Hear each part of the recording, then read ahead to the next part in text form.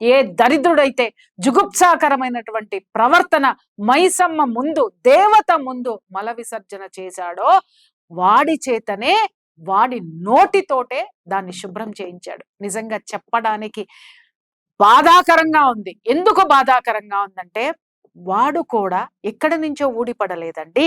వాడి మూలాలు భారతదేశంలోనే ఉన్నాయి.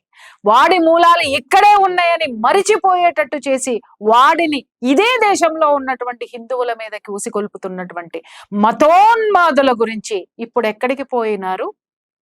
సెక్యులరిస్టులు ఎక్కడికి పోయినారు? వాదనలు ఎందుకు బలంగా ఉండడం లేదు? ఏ విధంగా ఎటువైపు పోయిని ప్రశ్నించే వాళ్ళ నోళ్ళకి ఏమి అంటించుకొని కూర్చొనున్నారా వెధవల్లారా? ఎక్కువ మాట్లాడాలి అనంటే ఎన్ని సహించాలి? ఇంకొక మాట నేను చెప్తున్నాను, గుర్తుపెట్టుకోండి.